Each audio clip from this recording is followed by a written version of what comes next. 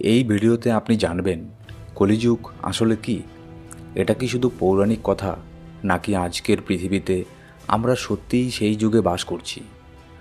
আপনি চারপাশে যা দেখছেন, অন্যায়, অবিশ্বাস, রাগ, ভয়, সব কিছুর পিছনে একটা গভীর আধ্যাত্মিক সত্য আছে।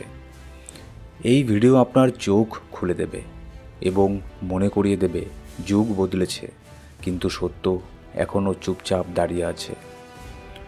আমরা কলিযুগ এই শব্দটা অনেকবার শুনেছি, কিন্তু কখনো কি গভীরভাবে ভেবে দেখেছি এটা আসলে কি?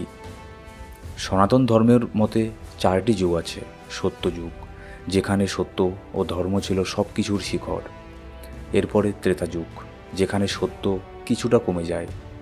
এরপরে দাপর যুগ, যেখানে ধর্ম আর অধর্ম সমান সমান হয়ে যায়। আর আজ কলিযুগ, যেখানে ধর্ম শুধু নামমাত্র আছে।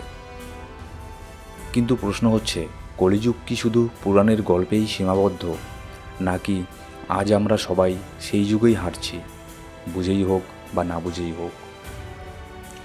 ভাগবত পুরাণে কলিযুগের লক্ষণ স্পষ্টভাবে বলা আছে, এবং আজ সেই সব লক্ষণ চারপাশে চোখে ধরা পড়ে, ঠিক যেন একটা ভবিষ্যৎবাণীর মতো।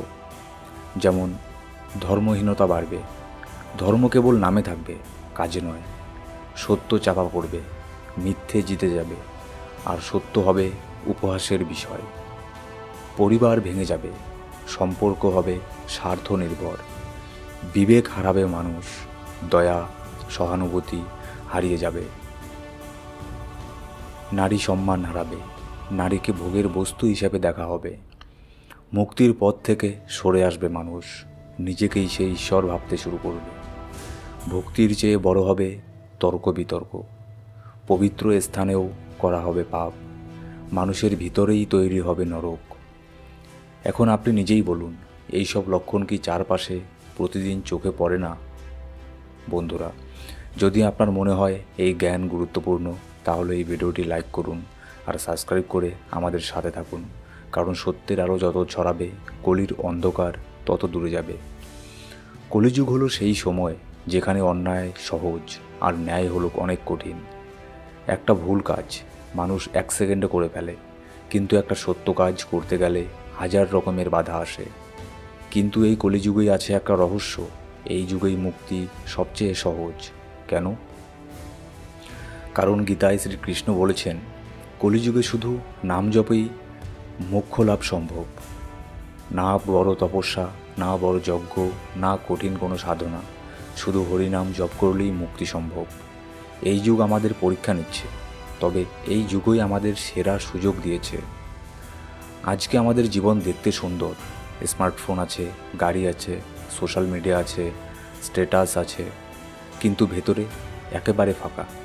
অবসাদ বাড়ছে, সম্পর্ক ভেঙে যাচ্ছে, মন ব্যস্ত, হৃদয় খালি। ঈশ্বর নেই জীবনে, কিন্তু বাহ্যিক দেখানদারি অনেক। এটাই কলিযুগের প্রকৃতি, এটাই কলিযুগের নীতি। এই যুগে বাইরে অনেক কিছু থাকবে, কিন্তু ভিতরে কিছুই থাকবে না। তাই ভগবান বারবার স্মরণ করতে বলেন, আমার নাম জপো, কারণ কলির মধ্যে আমি নিজেই লুকিয়ে আছি, তোমার বিশ্বাসের ভিতরে। কলিযুগ থামবে না ভাই, এই যুগ চলবেই তার নিজের নিয়মে। কিন্তু তুমি চাইলে এই যুগে থেকেও যুগের প্রভাব থেকে মুক্ত থাকতে পারবে।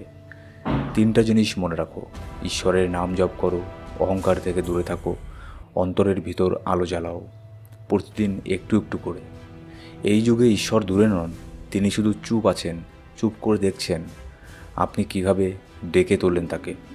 কলিযুগে বেঁচে থাকার একমাত্র পথ ভক্তি, ভক্তি আর ভক্তি। জয় শ্রীকৃষ্ণ। বন্ধুরা, যদি এই ভিডিও আপনাকে ভাবতে বাধ্য করে, তাহলে একবার লাইক করুন, কমেন্ট করে আপনার অনুভব জানান, আর অবশ্যই সাবস্ক্রাইব করে আমাদের সাথে থাকুন। কারণ এই কলিযুগে আলো ছড়ানোই এখন সবচেয়ে বড় ধর্ম।